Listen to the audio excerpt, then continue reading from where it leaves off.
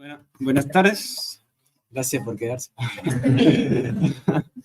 Mi nombre es Jerónimo Brizuela y venía a contarles un poco el trabajo que estamos haciendo con Manuel Otero, que es mi director, y María Victoria Bracamonte y Daniel Barraco. Bueno. El trabajo que estamos haciendo es sobre materiales anódicos alternativos, que serían silicio y estaño, y estamos estudiando por DFT estas estructuras para ver cómo funcionan como ánodos en baterías de litio, baterías de ion litio. Entonces, la principal característica de estos materiales, muy importante, es que tienen grandes capacidades gravimétricas. El silicio principalmente tiene una capacidad que es de casi 10 veces la del grafito, más o menos 3.600 mAh por gramo. Y la del estaño, si bien es menor, también es bastante superior a la del grafito, que es más o menos un poco menos de 1.000 mAh por gramo.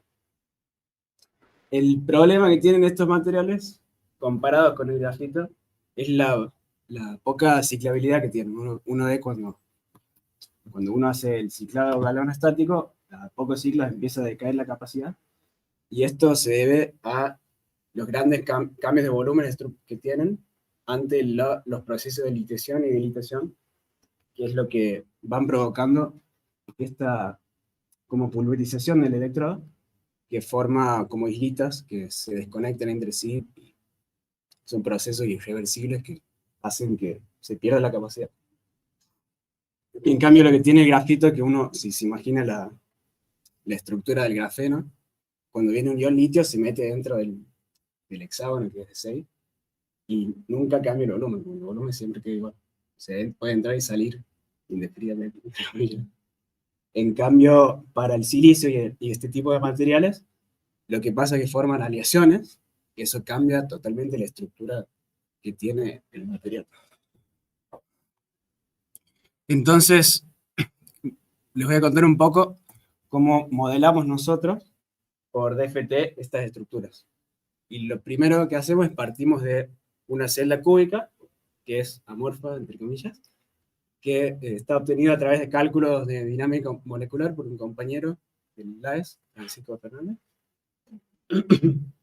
Entonces partimos de esta celda amorfa y lo que hacemos es ir metiendo litios de uno, que son celdas de 12 átomos, que pueden ser de silicio o de estaño.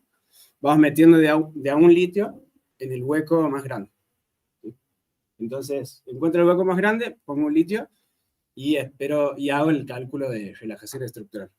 Entonces, una vez que tengo esa configuración, lo que hago es aumento el volumen de la celda, 14,5 Armstrong al cubo, eso lo vemos después porque es ese número, y vuelvo a hacer lo mismo varias veces, hasta que voy metiendo, hasta que llego a una concentración máxima de litio.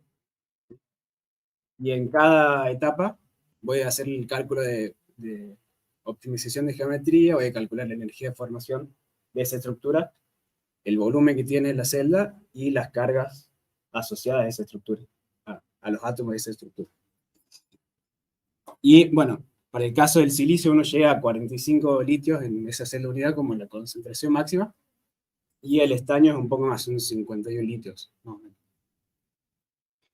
Entonces, primero cuando uno va a ver el volumen, cómo varía el volumen de esas celdas, tenemos primero el volumen relativo en función de la concentración de litios en la estructura, y podemos ver relativo con respecto a la celda inicial, que era la de 12 átomos. Entonces, podemos ver cómo evolucionan, cómo cambia ese volumen, y que para el silicio, por ejemplo, llegamos a valores de casi 500% de aumento de volumen cuando se litia completamente. Y bueno, también podemos ver las diferencias entre estructuras amorfas y cristalinas, ¿no? El silicio amorfo se expande un poco más que el cristalino. Y podemos ver que el estaño, a su litiación máxima, digamos, llega más o menos a un 300%, que es menor. Después, cuando uno va a ver cuánto es el aumento en volumen absoluto, digamos, cuando meto un litio a la estructura, siempre normalizado a la cantidad de átomos de estaño y silicio que hay, y uno puede ver que más o menos el comportamiento es el mismo, ¿no? Y justamente el número que decíamos antes del 14,5 Armstrong al cubo, es porque esa es la pendiente de esta recta, digamos, que cada vez que meto un litio por átomo de estaño, la celda cúbica aumenta 14,5%, 14,5 Armstrong al cubo. Después, si uno vuelve a calcular el volumen relativo, pero ahora en función de la capacidad, si lo tengo, a ver, ¿qué dice? ¿No va?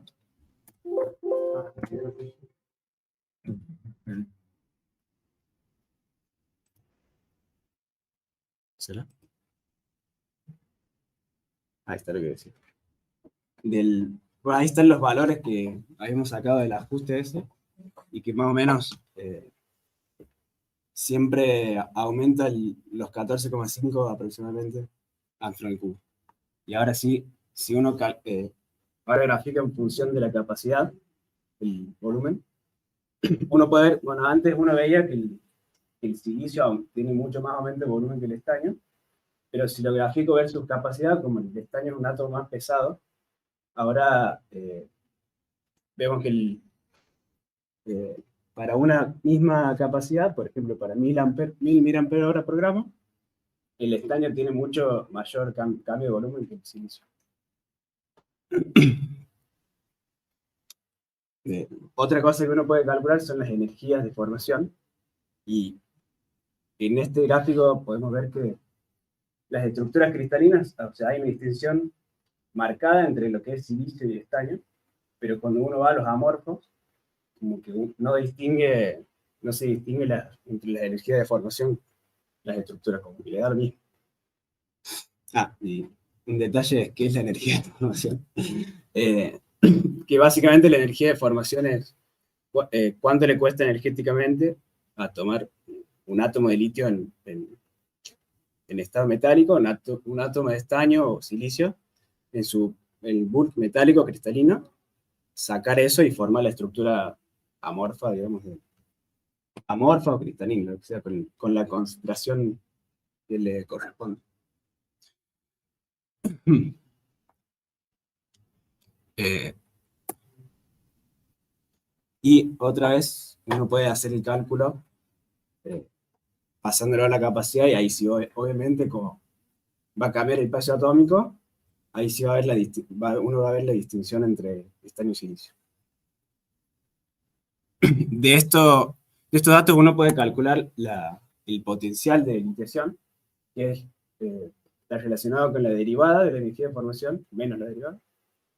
Y ahora uno de nuevo puede ver cómo cuando uno va a los cristales, si hay una distinción en la curva también en el potencial de iniciación, pero en la estructura de silicio y estaño amorfo, más o menos los platós que tienen el potencial de ignición están más o menos en la misma zona, o sea que tienen comportamientos similares. Y, bueno, después, si uno quiere ver una curva de potencial, que es lo que mediría experimentalmente, tienen que graficarlo en función de la capacidad, y ahí tengo que separar entre estructuras de silicio y estaño, porque van a tener ejes distintos.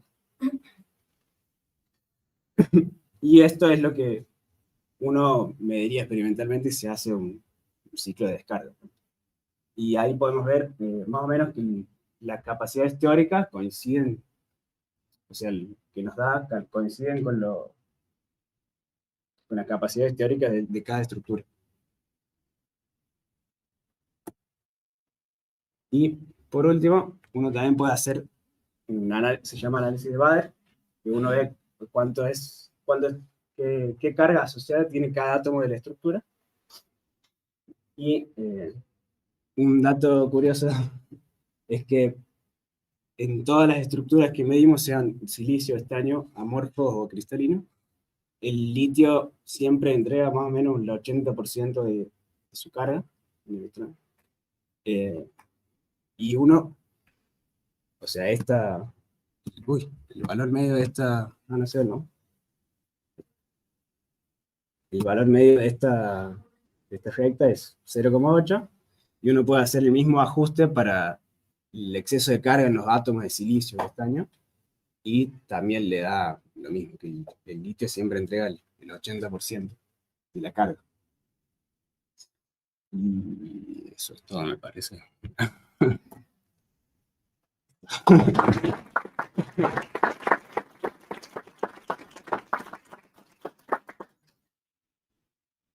Martín, me esperaba pregunta preparada. Cuando hacen las optimizaciones, cuando metes el litio, optimizas coordenadas y celda también. Sí, también se varía el tamaño de la celda. Y después rescalean todo. Todas las posiciones atómicas. En la posición atómica para aumentar el volumen de la celda a 14 volts. Lo que uno hace primero, aumento el volumen de la celda, meto el litio en el hueco más grande y lo dejo que se mueva como quiere, tanto la celda como las posiciones atómicas. Claro, da tiempo, tal. Porque si no, tenés que esperar que sí. Claro. No, también preso. Y después, una vez optimizado. De todas formas, sí se lo deja. De todas formas, sí se deja que se mueva, que se cambie el tamaño de la celda. Sí. O sea, eso. Y el hueco más grande, ¿cómo lo encuentras? No me acuerdo el nombre del programa. Pero es un programa que sí. O sea, no es que eligen en qué parte poner el litio. Lo que sucede es que si uno, o sea, teóricamente, si uno elige al azar, se forma un hueco. Sí, y que va al mismo lugar siempre. Claro. Como el hueco más grande va a ser el lugar de mínima energía. Ahí está. En el caso del cristalino no hay un hueco más grande. Claro, pero no partimos de estructuras cristalinas. Esos cálculos están hechos de la base de datos Material Project. Okay. Están en estructuras cristalinas. Sí, pero a esas ni les agregamos ni les sacamos litio. Están como están. Estructuras cristalinas, las litiadas, digamos. Sí. Esas hicieron la cuenta para las cargas. Claro. Pero a las cristalinas no les agregamos ni sacamos litio. O sea, están como sí. Lo que sí está hecho el cálculo de geometría para las cristalinas y para confirmar que los pseudopotenciales estén bien, porque dan igual que la base de datos de Material Project. Dan igual los puntos. Entonces, está todo bien con los pseudopotenciales, puedo ir a los amorfos y hacer el cálculo. Bueno, buenísimo. Muchas gracias.